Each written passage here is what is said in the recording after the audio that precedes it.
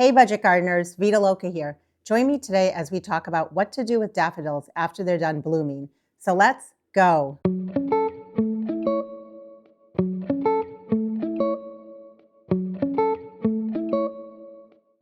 We planted up a bunch of spring bulbs last fall in pots, and I showed you my process for doing that. If you missed it, I'll link the video down in the description below. Today's tips that I'm going to share will apply to daffodils that are in pots as well as daffodils that you have in the landscape. Daffodils, also known as narcissus, are hardy in USDA zones 3 through 9. After your daffodils bloom, there are a number of things that you can do to ensure that you have a nice display of daffodil blooms the following season. First, we're going to talk about whether or not you should remove the daffodil blossoms after they're done blooming. Some people suggest it's very important to remove those spent blooms because if you don't, what happens is the plant starts to produce seed, and then it starts to put its energy not only into the bulb for next year, but also into creating the seed pods. Other people suggest it doesn't matter whether or not you leave those spent blossoms on there, because every year, even if they don't touch those blooms after they've gone by, their bulbs come back and bloom for them year after year. I'm here to share with you what my mother-in-law taught me. She gardened for many, many years, and she shared with me that it is important to remove those blooms after they've faded.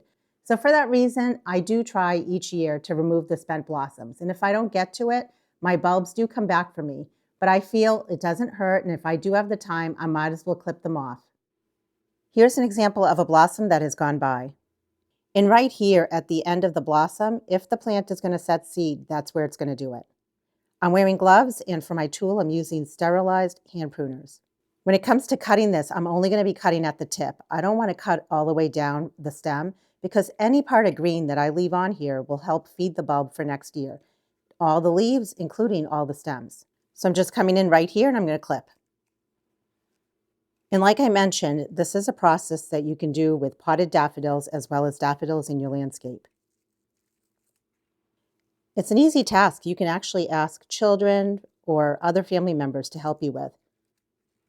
I feel like it doesn't hurt, so why not do it? You don't have to use hand pruners. You can even snip them off with your fingers if you wanted to. And now these can go in my compost pile.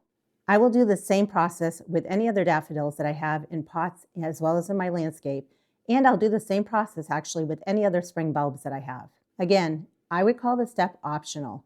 I like to do it. It makes me feel good about my plants, that I'm doing the right thing for them. Is it necessary?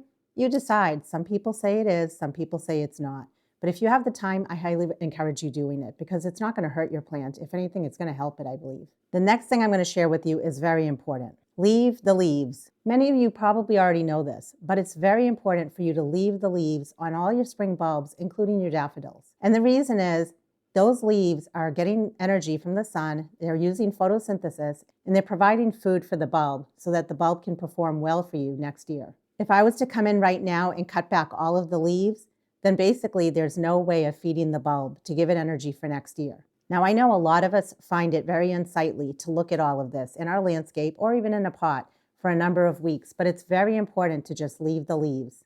Many people suggest leaving the leaves until they die back naturally, until they turn brown, and then at that point you can pull back the leaves. And while that information is true, there's also information out there that suggests 6 to 8 weeks after your bulbs are done blooming, it's safe to cut back the leaves. I have to share, on the south side of my house, there's a beautiful display of daffodil bulbs. What I realized was since I have irrigation right at the base of those daffodil bulbs, there can be 3 or more months that have gone by and the leaves are still very green. They are not dying back. So for that reason, that's why I started researching when is it safe to cut back the leaves if I have to. That's usually the magic number. 6 to 8 weeks after your bulbs are done blooming is safe to cut back your leaves. By that time, the bulbs have enough energy stored in them to produce for next year. I've also heard some people like to braid the leaves, take the leaves and make a braid out of them so that they're clumped together and they're not so unsightly. I've found other people suggest you shouldn't be doing that because you're restricting the amount of light that those leaves can get in order to photosynthesize. If it were me, I highly suggest not to braid the leaves. Just leave them as is, and if you have to, companion plant around your daffodils so you can hide the leaves a little bit better.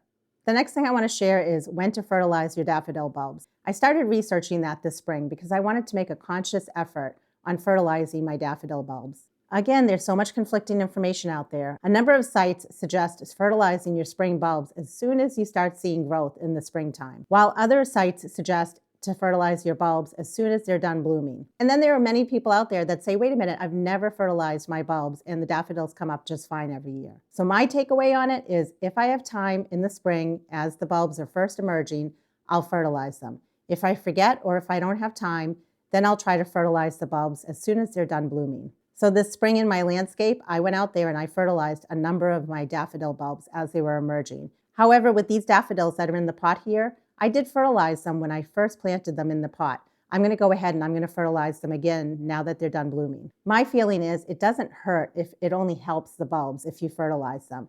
Just pick a time that's good for you and make sure you research the right type of fertilizer for your spring bulbs. Some people suggest bone meal. There's a lot of suggestions out there. I just like to use bulb food because I feel like the bulb food is formulated specifically for the bulbs. The bulb food that I like to use is Espoma Organic Bulb Tone. You can use this on a number of bulbs, and I want to point out the 353. That shows you that the bulb food has a little bit higher amount of phosphorus in it.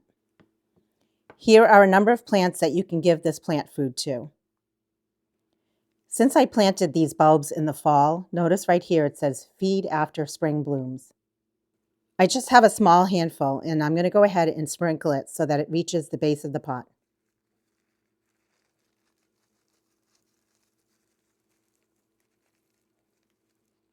I'm going to bring this pot back outside. I'm going to give it a nice drink of water just to let that fertilizer sink in. And I'm going to keep my pot in an area where the leaves can still get a full amount of sun. And if you don't want to be looking at your potted spring bulbs, you can always just take them and put them in an area where no one else sees them, but where they're still getting sun. Some sites suggest don't water the bulbs, just let them dry out. My experience has been I just take my pot, I put it in an area where it's not only going to get sun, but it still gets rain, and naturally the leaves will die back. Once the leaves die back, that's when I know it's time for me to go ahead and lift the bulbs and store them. I have a whole other video that talks about what to do with potted spring bulbs after they're done blooming and how to lift them and store them. I'll put a link to that down in the description below. Let me know what your experience is. Do you fertilize your spring bulbs? If so, what do you feed them and when do you feed them? Do you deadhead them or do you just leave them as is? Be on the lookout for a future video where I show you my process for dividing and moving a whole bunch of daffodils that I have in my yard. And until the next video, make it a great day with gardening.